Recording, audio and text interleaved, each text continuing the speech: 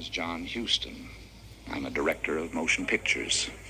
Most of the pictures that I direct are made on location. I've been in Mexico for a long time now, not consecutively, but I always return to Mexico. It's one of the countries I like best in the world.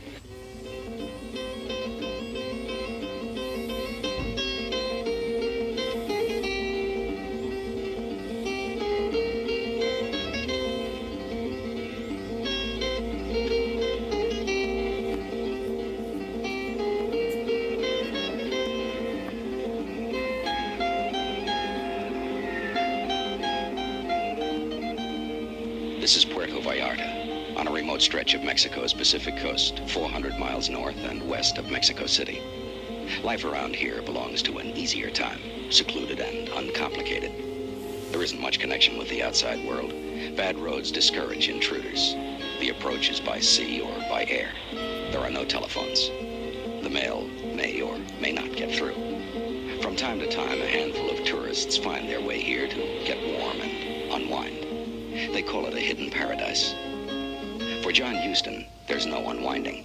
He's come on business to direct his newest film, The Night of the Iguana. The picture is being shot 8 miles down the Pacific shore at a pretty place called Mismaloya. And here at Puerto Vallarta is the base camp for Huston and his stars, Richard Burton, Ava Gardner, Deborah Carr, Sue Lyon. Finding an unusual, almost secret setting for a motion picture is typical of Huston. He is one of the screen's most gifted creative artists, a winner of Academy Awards. Distinctive, original, offbeat. He painstakingly searches out the perfect location to bring mood and dimension to the film dramas he directs. It's always very early in the morning when Huston and his stars begin the sea journey that takes them to Mismaloya and the Night of the Iguana.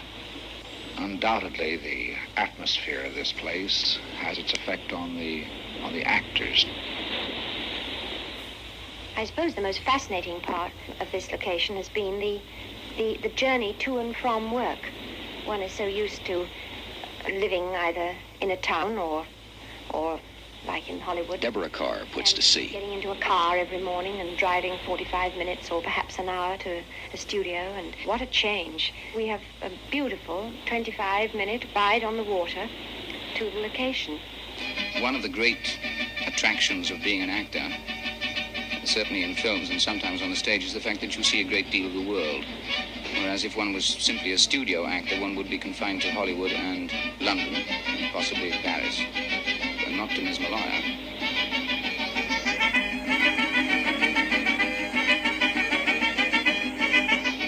Ray Stark is the producer of The Night of the Iguana, a 7-arts production for Metro-Goldwyn-Mayer. He knows movies, and he knows the theater. He produced The World of Susie Wong and Broadway's new musical hit, Funny Girl. This ride to Mismaloya began 2 years ago when he and Huston roughed out a plan for the film.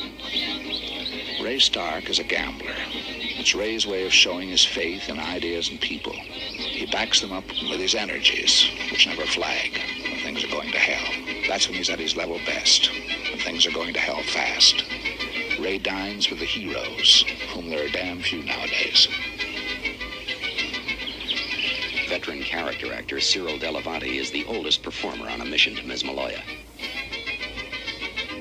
I understand they get about 19 inches of rain down here during the year, and in consequence, nothing ever gets brown. It's just a beautiful shade of green. In fact, many shades of green, and the jungle comes right down. It's right down to sea level. I've never seen that before. I first saw it about 7 or 8 years ago, and I remember thinking how very much like the South Seas it was. There's no sense of any life around us except that which has to do with the making of the picture.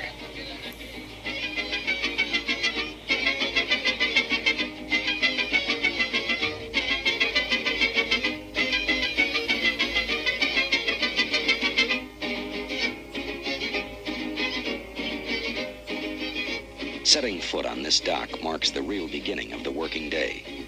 This is the outer limit of Director Huston's location domain, 195 dazzling acres of jungle, mountain, and virgin seashore. There has never been a set quite like this. Across it, he is tracing Tennessee Williams' story of an unfrocked minister running amok in Mexico.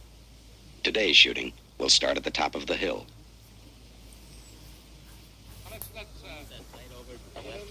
Huston works with the most complex material in the world, people, sensitive people. Sue Lyon is 17. She started in movies as Lolita. James Ward is in his 20s. The Night of the Iguana gives him the big break that he's been looking for. Huston is friend and father to his actors, no matter what their age. He knows that the good ones usually coil up tight before they go to work. After the reading, I told Mr. Huston, I said, I'm a little scared about all this. And he said, don't worry. It's going to be all right, I'm sure. And that was very comforting to me because I'm a very, what shall I say, a very nervous kind of person. Here we go. Settle, boys. Hold it down. Hey, John, do you want her to come in with us? At first, Ava Gardner and the others just walk and wait. It doesn't seem to have much to do with changing the cold type of a script into living sights and sounds. It does. The time isn't wasted. Huston is sensing the mood of his people, setting up an atmosphere. Talking casually with set visitors like Elizabeth Taylor is part of it. Millions of dollars are riding on his ability to pick the right moment to begin shooting. I think he has the remarkable capacity that very few directors have of persuading you that you're a very good actor and that you're the only one who's suitable for the role that you're playing, which is very desirable. He's also got the talent of elimination. Having persuaded you that you're the only one who can do it, he then eliminates when you go too far, which I tend to do, being a stage actor particularly. I find him rather weird and odd and caricaturish and wonderful. My name is Gabriel Figueroa. I'm the director of cinematography of this picture, La Noche de la Iguana. This is my first film with John Huston, a great director, and I have admired him for so many pictures and for a long time, and I always had an interest to work with him. Okay. Roll the camera. Silencio! Roll it. Certainly he's in absolute command on this particular location. His word is law, and I approve of that very strongly. He has a very special facility to, I suppose the words inspire one, but I hate to say inspire because it sounds so pompous, but he does inspire one with, enormously. Okay. All right, Cyril. There's a kind of mystery in the way that Huston feeds feeling to his players from his own reservoir of emotion. He's charged with temperament, but doesn't go in for fireworks. He's been through it all before. Classics like Treasure of Sierra Madre, The Maltese Falcon, Moulin Rouge, The African Queen. His sets are deceptively calm before they burst into life. When you think of how little time they had to build this place, it's quite extraordinary that it was done in the time. The whole location and set is built up a hill, and this climb, first thing in the morning and about 50 times during the day, reduced my legs and everybody else's legs to jelly by the evening, and we were all complete wrecks. But we've got very fit, and we haven't put on any weight, and I think most of us have enjoyed the location enormously. The physical problem of building a set in the period, building not only a set, but accommodations for a crew in the period of time we had were tremendous. There were no roads leading to Ms. Maloya from Puerto Vallarta. We have a permanent crew of 125 that was necessary to house and feed. To do this, we built an entire miniature city on Ms. Maloya. Quiet now. Quiet. Roll it. Yes, that looks all right. That looks all right. This set was dense rainforest just 4 months ago, crawling with scorpions and iguanas. Now it's ready for one of Burton's biggest, toughest scenes. Tormented by alcohol, he finds himself lashed to a hammock and tries to break free. Huston will shoot this sequence over and over, then show the footage the next day in the projection room at Ms. Maloya. Burton will refuse to watch. I saw the first film I was ever in. I was very aware of the rushes because I saw all the rushes too. And then when I saw the film, I thought they'd cut out all the good stuff that I'd done. And so I started to dislike the director and the cutter And probably they were right. And so I decided that in order to make myself feel amiable towards everybody in the set, I would never anymore go to see rushes.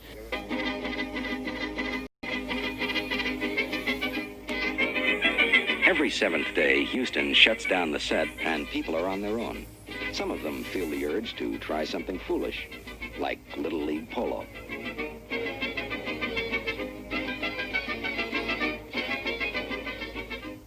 The iguana is a shifty-eyed super lizard who's been skulking through the Mexican jungle for millions of years.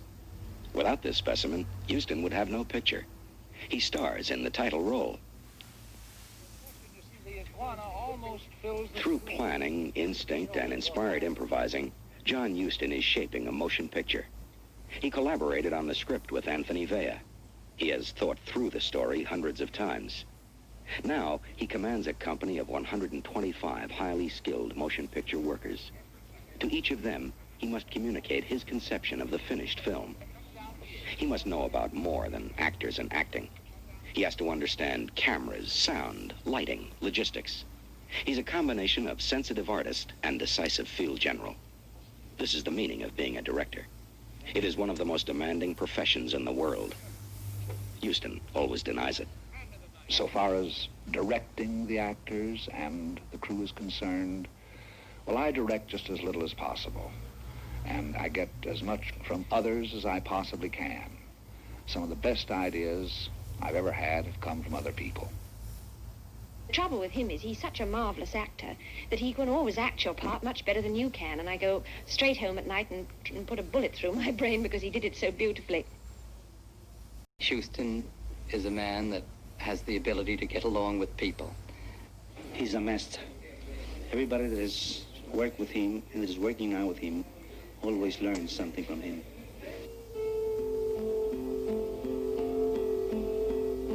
To John Huston, making motion pictures is a way of life.